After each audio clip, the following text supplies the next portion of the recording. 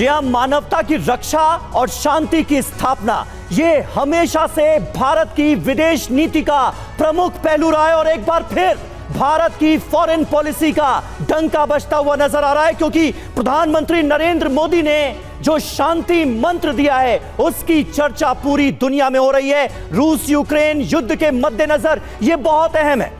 आज इसके तमाम पहलुओं पर हम करेंगे बात। हमारे साथ जुड़ेंगे कई खास मेहमान। आपके साथ मैं हूं समीर अब्बास, मेरे साथ रवि मिश्रा भी मौजूद हैं। रूस और यूक्रेन युद्ध के बीच वॉशिंगटन में नेटो की बैठक शुरू हो चुकी है। समिट में पहले ही दिन यूक्रेन युद्ध का मुद्दा जोर शोर से उठाया गया।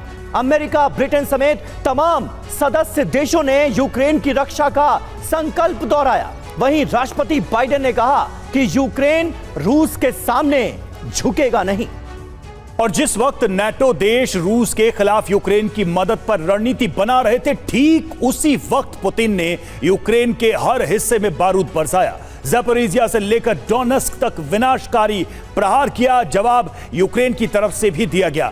एक दिन पहले ही मॉस्को में प्रधानमंत्री मोदी ने पुतिन के सामने शांति मंत्र दिया। प्रधानमंत्री मोदी ने कहा कि जंग का समाधान बम बारूद के बजाय बातचीत से निकलना चाहिए। तो भारत एक बार फिर से शांति की बात दोहराता नजर आ रहा है, शांति का रास्ता दिखाता नजर आ रहा है। जी हां, और इस वक्त वॉशिंगटन में नेटो की चल रही है बैठक, लेकिन इस बीच रूस ने यूक्रेन पर बहुत बड़ा हमला कर दिया है। यूक्रेनी सैन्य ठिकानों पर भीषण अटैक हुए हैं। रूस ने यूक्रेनी ठिकानों पर दागे हैं मोर्टार, सेल्फ प्रोपेल्ड गन से बारूदी हमले अंजाम दिए जा रहे हैं। यूक्रेन की धरती एक बार फिर दहल रही है। रूसी हमले में यूक्रेन को भारी नुकसान की खबर सामने आ रही है। ताजा हमलों से जुड़ी तस्वीरें इस वक्त टीवी 9 भारतवर्ष पर आपके सामने हैं। एक तरफ नेटो यूक्रेन के लिए एकजुटता का एहसास कराने की कोशिश करता हुआ और दूसरी तरफ रूस और ज्यादा आक्रामक होता हुआ।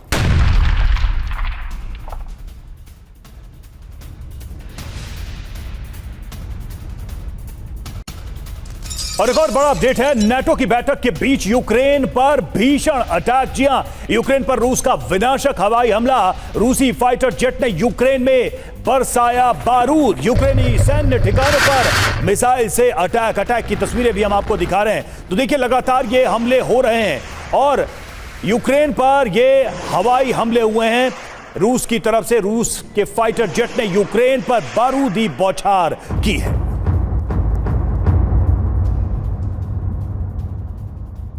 तो ये एरियल अटैक रूस की तरफ से। एक तरफ यूक्रेन के सामने अपने एयर डिफेंस की चुनौती है, वहीं दूसरी तरफ रूस के पास एक से एक बढ़कर एयर पावर में शामिल ये विमान है। और एक बार फिर से देखिए, इन लड़ाकू विमानों ने यूक्रेन के ऊपर कहर बरपाया है। और देखिए, एक और बड़ी खबर आ रही है ज़पोरिज़िया से जुड़ी। ज़पोरिज़िया पर रूस का भीषण हमला हुआ है। रोबोटिक प्लेटफॉर्म पर बारूदी प्रहार कर दिया गया। क्रीमिया के पैरा ट्रूपर्स ने इन अटैक्स को अंजाम दिया है। तस्वीरें आपके सामने। स्टारलिंक सैटेलाइट स्टेशन पूरी तरह से कर दिया गया है तबाह। ज़पोरिज़िया से ये अहम तस्वीरें इस वक्त आपके सामने। और इन हमलों का कितना असर हुआ है ये बहुत क्लियरली इन तस्वीरों में नजर आ रहा है। ज़पोरिज़िया पर रूस के बड़े हमले अंजाम दिए गए। तस्वीरें आपके सामने।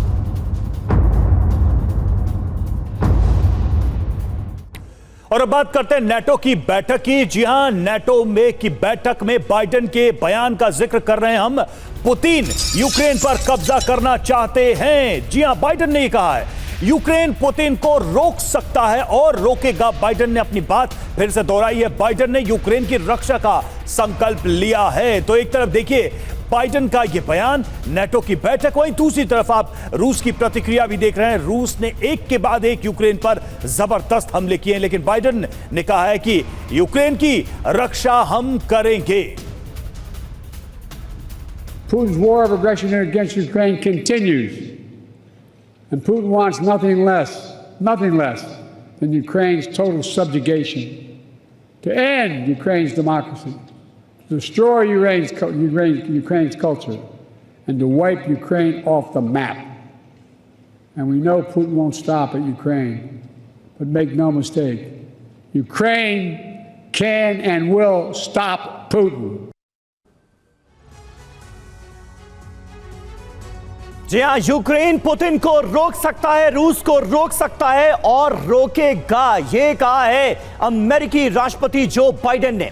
अब उनके बयान के मायने क्या हैं, क्या कहा गया है उनकी तरफ से, जरा आपको बता देते हैं, क्योंकि ये बहुत महत्वपूर्ण बातें हैं जो कि सामने आई हैं। बाइडेन ने क्या कहा? यूक्रेन पुतिन के सामने झुकेगा नहीं, हथियार डालेगा नहीं। सीधे तौर पर यह कहा गया है पुतिन यूक्रेन को नक्शे से मिटा देना चाहते हैं, यूक्रेन का अस्तित्व खत्म कर देना चाहते हैं। और बड़ी बात यह कि पुतिन यूक्रेन तक ही सीमित नहीं रहेंगे, इस बात का अंदेशा भी जताया गया। रवि, बिल्कुल। और देखिए, यूक्रेन में पुतिन को रोकने की ताकत, एक बार फिर से यूक्रेन में भरोसा जताया है बाइडेन ने। यूक्रेन ही पुतिन को रोकेगा, यानी कुल मिलाकर पूरा दांव वो यूक्रेन पर फिर से खेल रहे हैं। हम भी यूक्रेन की रक्षा करते रहेंगे, बाइडेन ने ये बातें कही हैं। जी हाँ, और खास बात देखिए क्या है, यूक्रेन युद्ध को लेकर बाइडेन ने ट्रंप का जिक्र भी किया। बाइडेन ने कहा ट्रंप नेटो सदस्यों का बचाव नहीं करेंगे, तो अमेरिका की जो घरेलू राजनीति है उसका भी जिक्र कहीं ना कहीं होता नजर आ रहा है। ट्रंप वर्सेस बाइडेन की ये जो लड़ाई है इसका भी कहीं ना कहीं जिक्र होते हुए हम देख रहे हैं इनडायरेक्टली। लेकिन नाटो की मीटिंग एक तरफ, भारत का शांति मंत्र एक तरफ और रूस का आक्रामक रवैया एक तरफ। क्या कहते हैं हमारे खास मेहमान, जल्दी से उनका रुख करते हैं। लेफ्टिनेंट जनरल वीके चतुर्वेदी साहब हमारे साथ मौजूद हैं, जेके त्रिपाठी साहब फॉर्मर डिप्लोमेट हमारे साथ जुड़ चुके हैं, कर्नल तेज टिक्कू हमारे साथ मौजूद हैं डिफेंस एक्सपर्ट के तौर पर, और कर्नल यूएस राठौर भी हमारे साथ मौजूद हैं। चतुर्वेदी जी, जो समीकरण इस वक्त बनते नजर आ रहे हैं, नाटो बहुत ज्यादा आक्रामक है, विध्वंस की बातें की जा रही हैं, यूक्रेन को फुल सपोर्ट नजर आ रहा है और कहा यह जा रहा है कि रूस को हर हाल में रोक सकता है यूक्रेन और रोकेगा भी। दूसरी तरफ रूस का बेहद आक्रामक रुख और ऐसे में भारत का शांति मंत्र। समीर, बहुत अच्छी एनालिसिस आपने की है, लेकिन मैं ये कहना चाहता हूं कि ये जो बयान आ रहे हैं और जो एक्शन हो रहा है उसमें बहुत बड़ा अंतर है। वो बाइडेन साहब अपना पॉलिटिकल एम भी इसमें अचीव कर रहे हैं कि ट्रंप के अगेंस्ट भी बयानबाजी दे दी, और उसके साथ साथ एक ऐसा भरोसा जेलेंस्की को और यूक्रेन को दिलाया कि वो बहुत बड़ी ताकत है। यह युद्ध दो ऐसे प्रतिद्वंदियों के बीच में है जो बिल्कुल बराबर नहीं है। यूक्रेन रूस के मुकाबले कुछ भी नहीं है और यूक्रेन का बहुत बड़ा नुकसान हो रहा है। ये नेटो देश उसको लड़ाने के लिए बार बार उसका मनोबल बढ़ाते हैं, कहते हैं कुछ गन्स दे देते हैं, कुछ बारूद दे देते हैं, कुछ एयरक्राफ्ट दे देते हैं, लेकिन इनमें से कोई भी देश वहाँ फिजिकली लड़ने के लिए नहीं गया। और जब तक वो नहीं होगा ये वह नहीं होगा। आज मैं समझता हूँ यहाँ पर स्टेलमेट है, फायर पावर की लड़ाई हो रही है वहाँ पे कि एयर रेड कर दिए, किसी ने टैंक की और एम्यूनिशन से फायर कर दिया या गन्स से फायर कर दिया। इन्फेंट्री की जो हैंड टू हैंड लड़ाई होती है वो नहीं हो रही वहाँ पर, और इसलिए ये सही समय है जब शांति के लिए प्रयास करने चाहिए। और शांति तभी स्थापित होगी जब एक ऑनरेबल सेटलमेंट होगा, जो इसको भी नहीं लगना चाहिए कि मैं विक्टर हूं और दूसरा कहे मैं वैंक्विश्ड हूं। अगर ऐसा हुआ तो नहीं हो पाएगा। ये जो टर्म सर आपने यूज किया है कि ऑनरेबल सेटलमेंट, सवाल यही है कि वो ऑनरेबल सेटलमेंट क्या होगा। जेके त्रिपाठी सर, सवाल मेरा आपसे यही है कि वो पॉसिबल ऑनरेबल सेटलमेंट क्या होगा। रूस की तरफ से जो प्रस्ताव आए वो यूक्रेन को स्वीकार नहीं थे। यूक्रेन जो चाहता है वो पुतिन कर नहीं सकते, उनकी ताकत पर वो बट्टा लगाता दिखेगा, तो फिर ये सेटलमेंट का रास्ता आएगा कहां से? नाटो की बैठक हो ही रही है। देखिए, मेरे ख्याल से ऑनरेबल सेटलमेंट वहीं तक होगा, वहीं तक रूस की बात मानी जाए। जो मिन्स्क प्रोटोकॉल था 2016 में, जिसके तहत ये कहा गया था कि जो 3-4 दक्षिण पूर्वी यूक्रेन के प्रदेश हैं, डोनबास, लुहांस्क, वहाँ पर रूसी भाषा को मान्यता दी जाए, रूसी चर्च को मान्यता दी जाए, जो कि पहले उन लोगों का था। रूस ने कभी ये नहीं कहा कि उसका एम है, उसका उद्देश्य है पूरे यूक्रेन को कब्जा करने का। रूस ने यही कहा, आपको याद होगा कि जंग की शुरुआत में सर, लेकिन पहली शर्त किसी भी सेटलमेंट की यही है कि ये युद्ध रुके। फिलहाल तो रुके, कैसे रुकेगा त्रिपाठी सर जी? ये युद्ध रुके, पहली शर्त तो यही होगी, तभी तो बातचीत रोकने की शर्त तो होनी चाहिए, लेकिन युद्ध अब कौन रोकेगा? युद्ध रोकना अमेरिका के बस में है और रूस के बस में है। रूस अभी स्ट्रांग पोजीशन पे है। अमेरिका जो है वो रूस को, वो माफ़ कीजिएगा, यूक्रेन को, नाटो के तहत वो यूक्रेन को भड़का रहा है। अगर अमेरिका अपना हाथ खींच के ये कहता है कि हाँ अब युद्ध रुक जाना चाहिए, तो यूक्रेन को युद्ध रोकना पड़ेगा। लेकिन अमेरिका की जो डिफेंस लॉबी है, डिफेंस प्रोडक्शन लॉबी, वो इसको नहीं होने देगी। इसके साथ ही साथ ये एक बहुत महत्वपूर्ण पहलू है। डिफेंस लॉबी इस युद्ध को रुकता हुआ देखना नहीं चाहती। युद्ध रोक सकता है या तो अमेरिका या रशिया, और दोनों का ही रुख अभी तो फिलहाल बहुत आक्रामक नजर आ रहा है। और ऐसे में नाटो बैठक में ब्रिटिश पीएम स्टारमर का जो बयान सामने आया है वो भी आपके सामने रख देते हैं। रूसी आक्रामकता के खिलाफ एकजुट होने का ये मौका है, ये कहा गया उनकी तरफ से। यूक्रेन पर भयावह हमलों के खिलाफ संदेश देने का, मैसेज देने का ये मौका है, ये कहा गया है ब्रिटिश पीएम स्टारमर की तरफ से। और देखिए, यूक्रेन पर भयावह हमला हुआ है, लगातार अटैक हो रहे हैं। क्या अब इसका बदला नाटो की तरफ से लिया जाएगा? कुछ महत्वपूर्ण बातें हम आपके सामने रखने जा रहे हैं। देखिए किस तरीके से बयान आए हैं, जरा उन पर भी गौर करिए।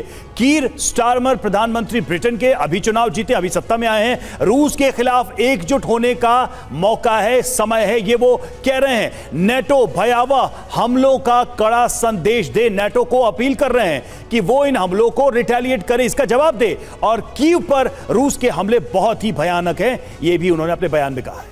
जी और नाटो देशों के साथ खड़े रहने का ये एक बड़ा मौका है। तो अमेरिका और ब्रिटेन, जो अगवा देश माने जाते हैं, वो बहुत आक्रामक नजर आ रहे हैं रूस को लेकर। यूक्रेन की रक्षा का संकल्प मजबूत करने का ये मौका है, ये कीर स्टारमर की तरफ से कहा गया है, ब्रिटिश पीएम की तरफ से कहा गया है। और देखिए, नाटो की बैठक के बीच यूक्रेन का रूस को बारूदी जवाब। डोनेट्स्क में यूक्रेन ने विनाशक प्रहार किया है। सोलेडर शहर में होवित्जर तोप पर किया गया हमला। यूक्रेनी हमले में रूसी तोप पूरी तरह से तबाह हो गई, यानी यूक्रेन की तरफ से भी जवाब दिया जा रहा है। और इतने साल तक हमले झेलने के बाद भी यूक्रेन सक्षम नजर आ रहा है, कई जगहों पर मैदाने जंग में रूस का जवाब देता हुआ दिख रहा है।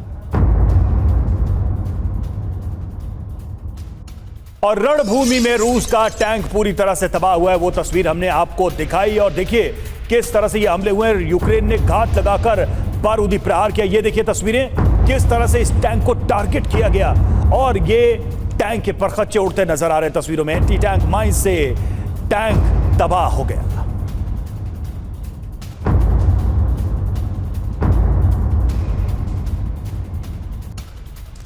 और एक और बड़ी खबर, रूस का यूक्रेन पर ड्रोन और मोर्टार से हमला। यूक्रेनी सैन्य ठिकानों को यहां पर बनाया गया है निशाना। तस्वीरें देखिए आपके सामने हैं। इस वक्त मैदाने जंग में कैसा कोहराम बरपा है, ये आप इन तस्वीरों को देखकर अंदाजा लगा सकते हैं। यूक्रेन पर ड्रोन और मोर्टार से कैसे किए जा रहे हैं ताबड़तोड़ हमले।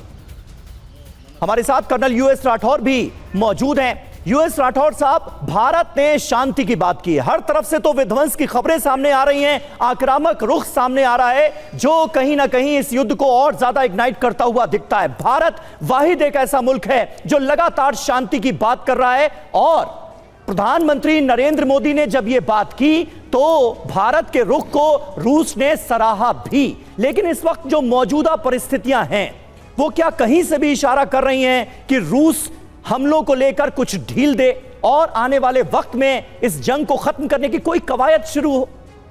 देखिए समीर, जब प्रधानमंत्री मोदी का रूस दौरा शुरू हुआ तो पूरी दुनिया की निगाहें वहां पर थी जी। और प्रेसिडेंट जेलेंस्की ने अपने ट्वीट में कहा भी कि आप एक वॉर क्रिमिनल के साथ खड़े हैं।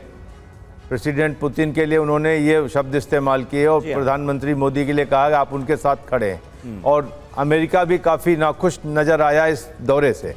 अब इसके बीच में आप दो चीज़ें हुई हैं और बहुत ही, मैं समझता हूँ, डिप्लोमेटिकली बड़ी अच्छी चीज़ की गई है।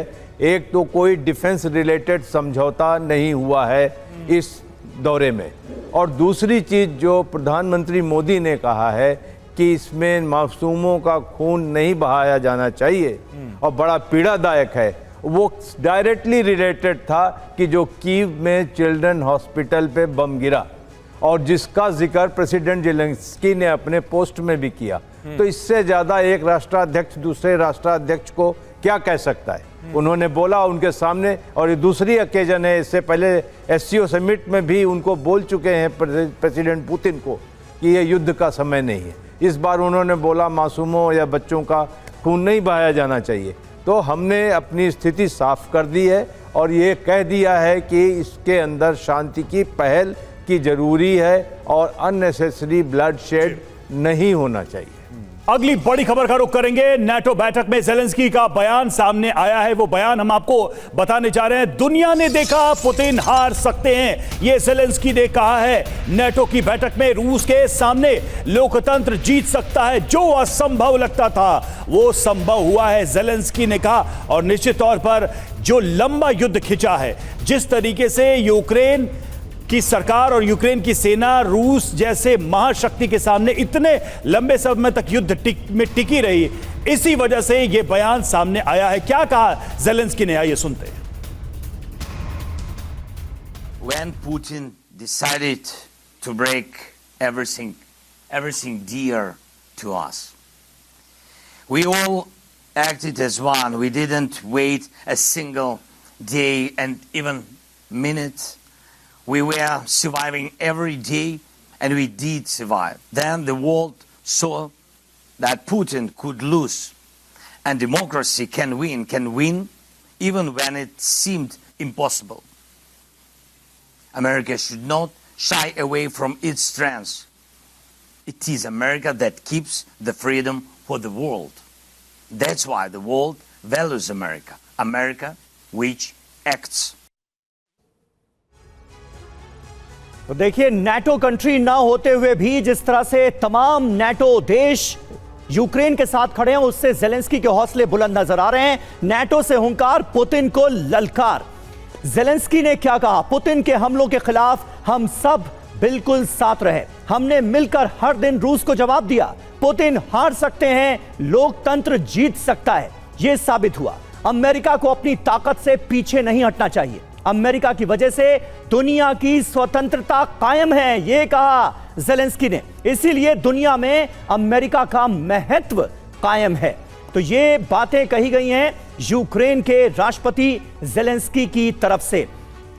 टिक्कू साहब, किस तरह से आप देखते हैं ज़ेलेंस्की के इस बयान को? जाहिर है नाटो की मीटिंग में जिस तरह से रूस के खिलाफ रणनीति बनती नजर आई, विध्वंस की तमाम बातें की गई, उससे ज़ेलेंस्की के हौसले तो बुलंद हैं और साथ ही साथ अमेरिका की महत्ता दुनिया में बढ़ी है, इस बात का भी वो जिक्र करते नजर आए। कैसे देखते हैं आप?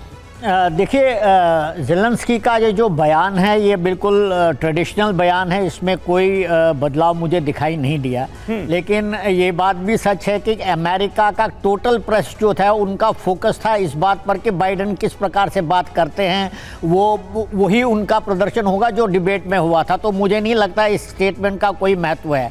ये बात ज़रूर है कि नाटो ने यूनिटी दिखानी शुरू करी, लेकिन जंग जब तक डेमोक्रेट्स हुकूमत में हैं तब तक ये जंग समाप्त नहीं होगी, क्योंकि ज़ेलेंस्की जंग लड़ रहा है अमेरिका के सहायता से और नाटो की सहायता से, और अमेरिका और नाटो जो है इस बात पर एक है। फंडामेंटल रीज़न क्या है, कैसे जंग ख़त्म होगा? सबसे पहले 3 वजह है। सबसे पहले ये है कि यूक्रेन को नाटो में नहीं जाना चाहिए। ईस्टर्न पार्ट यूक्रेन का जो है वो रशियन लोग रहते हैं, वहाँ रशिया समर्थक हैं, इसलिए ऑटोनॉमी मिलनी चाहिए और क्रीमिया से रशिया हटना चाहिए। ये 3 फंडामेंटल रीज़न है। मैं नहीं मानता हूँ कि रूस किसी भी इस मुद्दे पर कंप्रोमाइज़ करने को तैयार है। जहाँ तक यूक्रेन की बात है, यूक्रेन की कुछ मिलिट्री डेफिशिएंसीज है, मिलिट्री वीकनेसेस है। उनकी पॉपुलेशन ही तकरीबन 3-3.5 करोड़ के करीब है और रशिया की पॉपुलेशन 14.5 करोड़ है। तो अगर उनके पास आर्मामेंट्स आते हैं, हथियार आते हैं, टैंक आते हैं, एयरक्राफ्ट आते हैं, मिसाइल आते हैं, उनको थोड़ी देर के बाद चलाने वाला कोई नहीं होगा। तो नाटो को अपने ट्रूप्स भेजने पड़ेंगे, और एक बार नाटो ट्रूप्स वहां पर आ गए, मैं आपको यकीन दिलाना चाहता हूं कि इसमें फिर यही नहीं रुकेगा लड़ाई। चाइना इन्वॉल्व हो जाएगा, नॉर्थ कोरिया भी इन्वॉल्व हो जाएगा। और मैं मानता हूं कि इस युद्ध को ख़त्म करने की एक ही रास्ता है कि अगर डेमोक्रेट्स इलेक्शन हार जाएं और ट्रंप हुकूमत में आ जाए, लेकिन मुझे नहीं लगता ऐसा होने वाला है, क्योंकि जैसा पहले भी बताया गया था, मिलिट्री इंडस्ट्रियल कॉम्प्लेक्स का इतना बड़ा इसमें इंटरेस्ट है। $500 बिलियन का सामान। तो आप ये कह रहे हैं कि अमेरिका की जो इलेक्टोरल जो सिचुएशन, पॉलिटिकल सिचुएशन है, उसमें कुछ बदलाव होगा तो उसका असर भी इस युद्ध पे पड़ सकता है, लेकिन उसका हमें इंतजार रहेगा। लेकिन तब तक क्या होता है, ये भी तो एक बड़ा सवाल है। देखिए, रूस के रोस्तोव पर प्रचंड हमला हुआ है, लगातार हमले की तस्वीरें सामने आ रही है। रोस्तोव के ऑयल प्लांट में तबाही हुई है। यूक्रेनी ड्रोन अटैक से डिपो में भीषण आग लगी है। ये देखिए तस्वीरें, ऑयल प्लांट के बड़े हिस्से को भारी नुकसान हुआ है। ये देखिए ऑयल प्लांट, और पूरी तरह से ये ऑयल प्लांट जलता नजर आ रहा है, धू धू करके जलता नजर आ रहा है। रोस्तोव के ऑयल प्लांट में ये तबाही हुई है। ड्रोन अटैक किया गया है यूक्रेन की तरफ से। और देखिए, एक और बड़ी खबर आ रही है यूक्रेन के खेरसोन से। खेरसोन में रूस की मिसाइल स्ट्राइक हो गई है। इस्कंदर मिसाइल से 2 हाइमार्स तबाह कर दिए गए। ज़ेपोरिजिया में भी 2 हाइमार्स नष्ट किए गए। 24 घंटे में यूएस से मिले 4 हाइमार्स तबाह हुए हैं। हमले में 20 यूक्रेनी सैनिकों की मौत भी हुई है।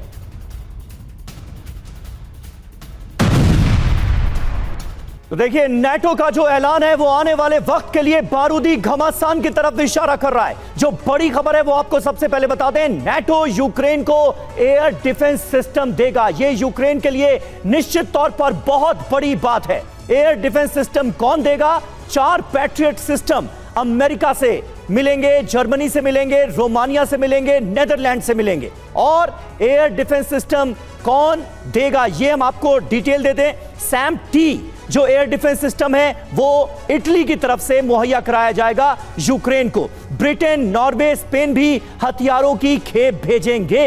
ये तय हुआ है नेटो की मीटिंग में।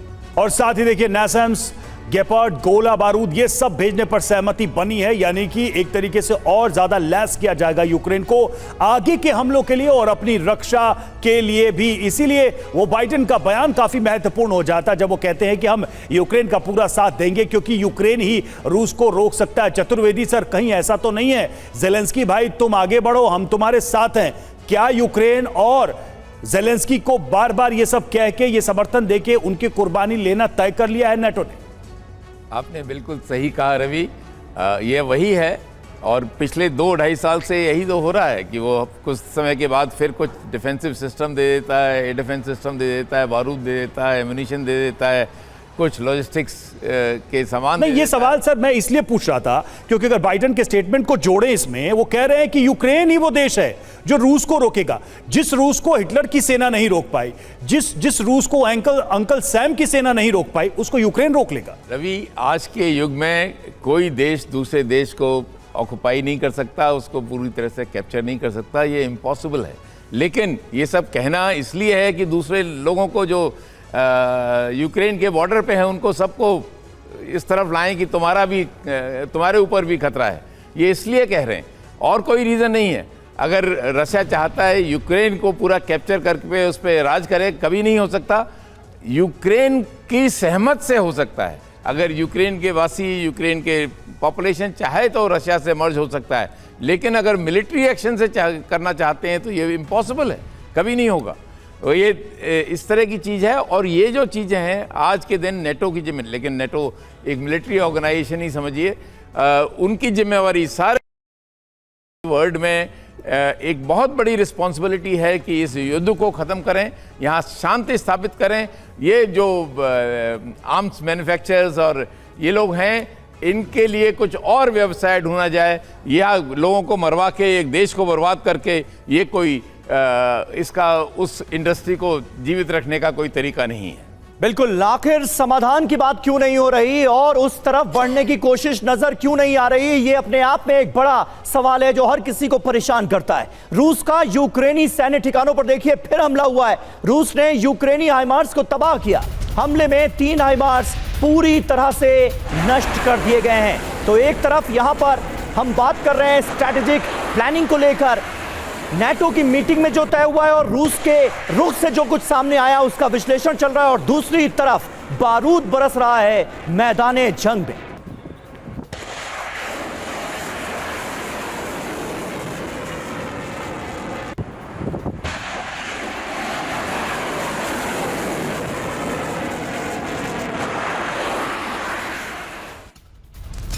एक और बड़ा अपडेट, वॉर जोन से रूस के मुर्मंस्क में भयंकर अटैक हुआ है। कीव से 2500 किलोमीटर दूर ये ड्रोन अटैक हुआ है। रूसी वेयर हाउस पर सुसाइड ड्रोन से हमला हुआ है और नेफेलिन के गोदाम को भारी नुकसान पहुंचाया गया है इस हमले में। तो लगातार हमले भी यूक्रेन की तरफ से किए जा रहे हैं। त्रिपाठी सर, एक चीज समझ नहीं पा रहे हैं हम अभी तक, अगर इस पूरी सिचुएशन को देखें, मुझे वो पहला दिन याद आता है जब इस युद्ध का प्रीटेक्स्ट बनाया गया और कहा गया कि अगर यूक्रेन नेटो में शामिल हुआ तो हम युद्ध छेड़ देंगे। नेटो में शामिल नहीं हुआ यूक्रेन, लेकिन युद्ध छिड़ा और नेटो कहता रहा कि हम आपको लेंगे, आपको मेंबर बनाएंगे, लेकिन यूक्रेन को लड़ते हुए इतने साल हो गए, आज भी वो नेटो का मेंबर नहीं है। तो युद्ध का जो ग्राउंड तैयार किया गया, क्या वही सिर्फ एक बहाना था? युद्ध तो होना ही था। देखिए, बिल्कुल सही बात है। नेटो का मेंबर उस वक्त यूक्रेन को बनाने की बात चल रही थी और नहीं बनाया गया अभी तक, जबकि उसके बाद में फिनलैंड और स्वीडन ये सब देश उसके मेंबर बन गए। नेटो को अभी भी, मुझसे ये जान लीजिए कि अभी भी अगले 6 महीने तक नेटो को मेंबर नहीं बनाया जाएगा, यूक्रेन को मेंबर नहीं बनाया जाएगा, क्योंकि अगर यूक्रेन को नेटो का मेंबर बनाया जाता है तब नेटो के चार्टर के आर्टिकल 5 के तहत नेटो की सेनाएं यूक्रेन में आ सकती हैं डिफेंड करने के लिए। बिल्कुल। और नेटो की सेनाएं आने का मतलब सबसे पहले अमेरिका को अपनी सेना भेजनी होगी। और इस इलेक्शन ईयर में बाइडेन बिल्कुल नहीं चाहेंगे कि उनकी पब्लिक ये कहे कि हम बॉडी बैग्स हम फिर से रिसीव कर रहे हैं अपने लोगों को। इसलिए जब तक इलेक्शन नहीं हो जाता अमेरिका का, तब तक मेरे ख्याल से नेटो का मेंबरशिप यूक्रेन के लिए अभी एक फार ड्रीम है, बहुत दूर का सपना है। बिल्कुल बिल्कुल त्रिपाठी साहब, बने रहे आप हमारे साथ। और देखिए, इस बीच नेटो का जिक्र हुआ तो नेटो के चीफ जेंस स्टोल्टेनबर्ग का जो बड़ा बयान है वो भी अपने दर्शकों को बता दें। रूस का यूक्रेन के खिलाफ युद्ध दुनिया के लिए बड़ी चुनौती है। रूस युद्ध जीता तो दुनिया को इसकी कीमत चुकानी होगी, ये कहा है नेटो चीफ ने। रूस की जीत से ईरान, नॉर्थ कोरिया और चीन जैसे देशों का हौसला बढ़ेगा, ये बता रहा है नेटो। स्वतंत्रता और लोकतंत्र के लिए खड़े होने का यही वक्त है, ये कहा गया है नेटो चीफ की तरफ से। जेंस स्टोल्टेनबर्ग क्या कह रहे हैं, सुनिए। Russia's war against Ukraine is the biggest security crisis in generations. Ukraine has shown remarkable courage, and NATO allies have provided unprecedented support. And remember, the biggest cost and the greatest risk will be if Russia wins in Ukraine. We cannot let that happen. Not only would it embolden President Putin, it will also embolden other authoritarian leaders in Iran, in North Korea, and China. They all support Russia's brutal war. Rathore साहब, NATO की तरफ से कल जिस तरह के statement आए उससे एक बात तो साफ है, नेटो दुनिया को यह बताने की कोशिश कर रहा है कि देखिए ये जंग जो है ये एक तरीके से लोकतंत्र और तानाशाही के बीच भी एक जंग है। बार बार रूस का जिक्र किया जा रहा है, चीन का जिक्र किया जा रहा है, नॉर्थ कोरिया जैसे देशों का जिक्र करके यह बताने की कोशिश की जा रही है कि अगर रूस को सबक नहीं सिखाया गया तो ऑटोक्रेसी जो है वो एक तरह से जीत जाएगी और डेमोक्रेसी की हार होगी। इसका कुछ असर आने वाले वक्त में पड़ता हुआ आप देखते हैं क्या? देखिए समीर, ये जो वाशिंगटन में हो रहा है समारोह, ये नेटो की 75वीं वर्षगांठ है जी। इसमें नेटो अपने आप को जस्टिफाई कर रहा है, अपने एग्जिस्टेंस को। खास करके कोल्ड वॉर ख़त्म होने के बाद नेटो का कोई एग्जिस्टेंस जस्टिफाइड नहीं था। यहाँ पर नेटो की वजह से ये पूरी लड़ाई चल रही है। इसको आप कितने भी अच्छे शब्दों में, अल्फाज में पिरो करके बताएं दुनिया को, लेकिन फैक्ट ये रहता है कि यूक्रेन तबाह हो गया है और यूक्रेन तबाह हो रहा है। अब आपने जो एक बात की थी 2 मिनट पहले कि यूक्रेन को नेटो में कब शामिल करेंगे, वहाँ एक छोटा सा बयान आया था कि हम एक ब्रिज ऑफर कर रहे हैं, इस डिकेड में शामिल करेंगे।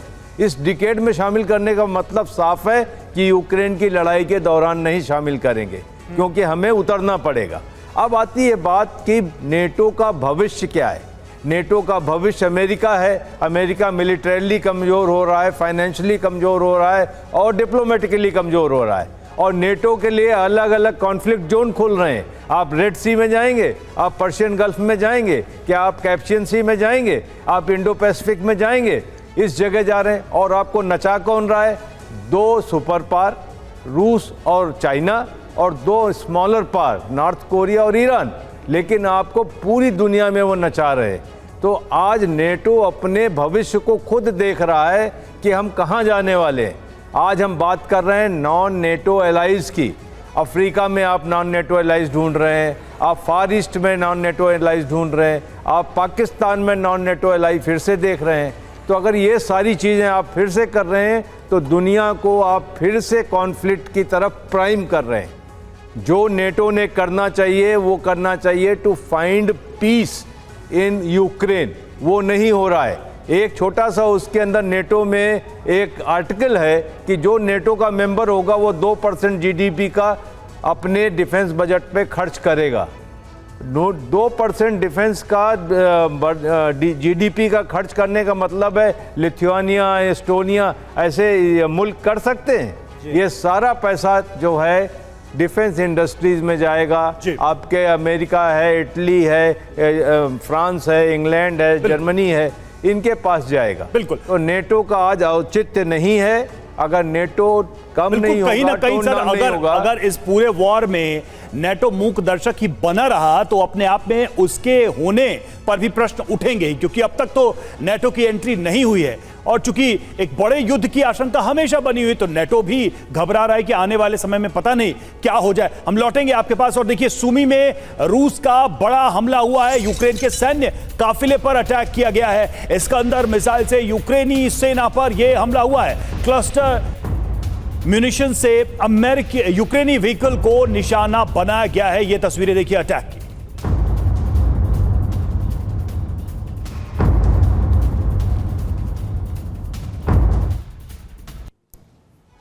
और देखिए, खबरों में आगे बढ़ते हैं। अगली अहम खबर, प्रधानमंत्री नरेंद्र मोदी के मॉस्को दौरे पर पेंटागन का बयान आ गया है। भारत रणनीतिक साझेदार है और रहेगा, यह कहा गया है अमेरिका की तरफ से। भारत के साथ मजबूत संवाद जारी रहेगा। भारत के रूस के साथ लंबे समय से रिश्ते रहे हैं। पेंटागन की तरफ से यह बयान आया है प्रधानमंत्री नरेंद्र मोदी के रूस दौरे के बाद। और मोदी पुतिन की दोस्ती अमेरिका को कैसी लगी, अमेरिका पर इसका क्या असर हुआ, इन बयानों का, इस मुलाकात का, इन तस्वीरों का कुछ अहम तथ्य हैं, उस पर नजर डालते हैं जल्दी से। देखिए, मोदी पुतिन की दोस्ती अमेरिका को कैसी लगी। तो पहली बात, भारत यूक्रेन में शांति प्रयासों का समर्थन करेगा, ये पेंटागन की तरफ से कहा गया, पेंटागन के अधिकारी की तरफ से कहा गया। भारत हमारा रणनीतिक साझेदार है और रहेगा, यानी भारत को लेकर काफी सॉफ्ट एंगल दिखाया जा रहा है इस मीटिंग के बावजूद। बिल्कुल, और हम भारत के साथ मजबूत बातचीत जारी रखेंगे, यानी भारत और रूस के रिश्तों का असर भारत अमेरिका के रिश्तों पर नहीं पड़ेगा, ये कुल मिलाकर कहा गया है। पुतिन पीएम मोदी की यात्रा का फायदा उठाने की कोशिश करेंगे। रूस दुनिया से अलग थलग नहीं, पुतिन ये संदेश देने की कोशिश करेंगे, ये सीधे तौर पर कहा गया है पेंटागन की तरफ से। और इससे पहले कल पीएम मोदी ने भी मॉस्को में यूक्रेन युद्ध पर बयान दिया। पुतिन के साथ मुलाकात में उन्होंने कहा कि हम विश्व में शांति चाहते हैं। सुनिए। एक्सेलेंसी, युद्ध हो, संघर्ष हो, आतंकवादी हमले हो, मानवता में विश्वास करने वाला हर व्यक्ति जब जानहानि होती है तो बहुत पीड़ित होता है। लेकिन उसमें भी जब मासूम बच्चों की कत्ल होती है, मासूम बच्चों को मरते हुए देखते हैं, तब हृदय छलनी हो जाता है और वो दर्द बहुत भयानक होता है। और इस विषय में भी आपसे विस्तार से चर्चा हुई। एक्सेलेंसी, एक मित्र के नाते मैंने हमेशा कहा है कि हमारी भावी पीढ़ी के उज्जवल भविष्य के लिए शांति सर्वाधिक आवश्यक है। लेकिन मैं ये भी जानता हूं कि युद्ध के मैदान में समाधान संभव नहीं होते। बम, बंदूक और गोलियों के बीच समाधान और शांति वार्ताएं सफल नहीं होती हैं और हमने वार्ता के माध्यम से ही शांति के रास्ते अपनाने होंगे। तो प्रधानमंत्री को सुना आपने किस तरह से शांति की अपील की है एक बार फिर से प्रधानमंत्री नरेंद्र मोदी ने। टिक्कू सर, एक चीज मैं समझना चाहूंगा आपके हवाले से, जिस तरह से भारत ये बात कह रहा है, प्रधानमंत्री कह रहे हैं, और बड़ा ही सेंसिटिव विषय उन्होंने उठाया बच्चों को लेकर। अमेरिका की तरफ से हम सारी बातें सुनते, मानवाधिकार से लेकर जिनेवा कन्वेंशन से लेकर सारी चिंताएं पीस की हैं और प्रधानमंत्री से वो एक्सपेक्टेशन भी करते हैं। और लेकिन दूसरी तरफ हम देख रहे थे कि जो आर्म हाउसेज हैं उनकी इंडस्ट्री भी चलाने की कोशिश की जा रही है। ये जो चिंताएं भारत की हैं, क्या वो अमेरिका साझा नहीं करता है या दुनिया की महाशक्तियां साझा नहीं कर पा रही हैं, वो समझ नहीं पा रही हैं? भारत ये बार बार कह रहा है। आतंकवाद के मुद्दे पर भी मुझे याद है भारत लगातार दुनिया को ऐसे ही चेताता रहा। देखिए, मैं मानता हूं कि प्रधानमंत्री का इस समय मॉस्को जाना, जबकि नेटो की 75वीं सालगिरह पर वो वॉशिंगटन में इकट्ठा हो रहे हैं, मुझे लगता है डिप्लोमेटिक वर्ल्ड में ये बहुत ही एक सेंसिटिव मौका था, सेंसिटिव टाइम था, क्योंकि हम भी प्रधानमंत्री की तरफ देख रहे थे वो क्या बात करेगा, और लेकिन हमसे ज़्यादा नेटो देश और वेस्टर्न अलायंस जो है देख रही थी कि मोदी जी क्या बात करेंगे पुतिन साहब के साथ। मुझे लगता है मोदी साहब ने बहुत ही सेंसिटिव तरीके से एक बैलेंसिंग एक्ट किया है, क्योंकि हम रशिया को नाराज़ नहीं कर सकते। रशिया हमारा सबसे डिपेंडेबल एलाई रहा है, हमारे मुसीबत के टाइम हमारे साथ रहा है, हमारी गहरी रिलेशनशिप है, उसको बरकरार रखना था। लेकिन हमने ये भी मैसेज देना था कि भाई जंग जो है वो किसी भी बात का किसी झगड़े का समाधान नहीं कर सकता। मुझे लगता है इसमें प्रधानमंत्री काफ़ी कामयाब रहे हैं। दूसरी बात मैं आपको ये बताना चाहता हूँ, जो अमेरिका का अभी स्टेटमेंट आया है मोदी जी के विजिट के बारे में, आपने देखा होगा ज़ेलेंस्की के स्टेटमेंट के बरखिलाफ अमेरिकन स्टेटमेंट कितना प्ले डाउन कर रहा है इस बात को। बिल्कुल उन्होंने क्रिटिसाइज नहीं किया है, बल्कि उन्होंने ये एम्फसाइज किया कि भारत और हमारी स्ट्रेटेजिक रिलेशन जो है गहरी है। इसका मतलब ये है कि अमेरिका मानता है कि भारत को आप दबाव में नहीं डाल सकते, और भारत के साथ जो हमारे रिश्ते हैं वो अलग हैं और उनके रिश्ते रशिया के साथ जो है वो अलग है, दोनों को आपस में नहीं तोला जा सकता है। बिल्कुल। तीसरी बात मैं ये कहना चाहता हूँ, आपने देखा होगा नेटो देश जो हैं, खासकर अमेरिका, वो हमेशा इस युद्ध को डिक्टेटरशिप वर्सेस डेमोक्रेसी का रूप देते, फसाद देते हैं। लेकिन मैं ये पूछना चाहता हूँ कि ये डिक्टेटरशिप और डेमोक्रेसी कहाँ जाती है? जब आपने अयूब खान के साथ हाथ मिलाया, जब आपने मुशर्रफ के साथ हाथ मिलाया, जब आपने जियाउल हक के साथ हाथ मिलाया, जब आपने 20 साल तक मुअम्मर गद्दाफी के साथ हाथ मिलाया, दुनिया भर की जितनी डिक्टेटरशिप है आपने उनके साथ हाथ मिलाया, तो वो डेमोक्रेसी कहाँ चली गई आपकी? बिल्कुल। पॉइंट ये है कि गोर्बाचोव को एश्योरेंस देने के बावजूद कि ईस्टवर्ड एक्सपेंशन नेटो का नहीं होगा, आपने उसके बावजूद रशिया की सरहदों तक नेटो को बढ़ाया। अगर ये प्रोवोकेशन नहीं है तो क्या है?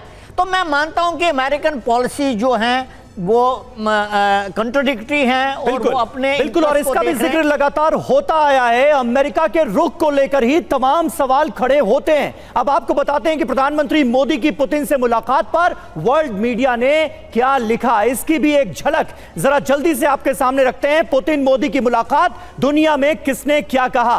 पुतिन को अलग थलग करने की कोशिश कमजोर हुई है, यह न्यूयॉर्क टाइम्स ने लिखा। मॉस्को में मोदी ने संतुलन बनाए रखा, बीबीसी ने यह लिखा है। इस दौरे को लेकर पुतिन पर मोदी की सलाह का कोई असर नहीं हुआ, द गार्डियन में यह कहा गया। और भारत के कदम से पश्चिमी देश निराश हुए हैं, ग्लोबल टाइम्स, चीन का अखबार यह लिखता है। द वॉशिंगटन पोस्ट क्या लिखता है? मोदी की यात्रा से साफ पश्चिम के पाले में नहीं भारत, यह वॉशिंगटन पोस्ट का है। थोड़ा सा क्रिटिकल जरूर है ये, लेकिन कुल मिलाकर अगर देखा जाए इस यात्रा से जो मैसेज पूरी दुनिया में गया है, एक तो प्रधानमंत्री ने कहा कि शांति ही आवश्यकता है, उसको स्थापित करने के लिए जिम्मेदार लोगों को सामने आना पड़ेगा, और दूसरा यह कि भारत अपने हितों को लेकर अपनी विदेश नीति के लिए स्वतंत्र है। आज की तारीख में किसी का किसी पर कोई दबाव नहीं बर्दाश्त रहेगा। भारत अपनी इंडिविजुअल पॉलिसी को फॉलो कर रहा है, वो चाहे रूस की बात हो चाहे अमेरिका की बात हो। आप सभी मेहमानों का बहुत बहुत शुक्रिया इस चर्चा में शामिल होने के लिए।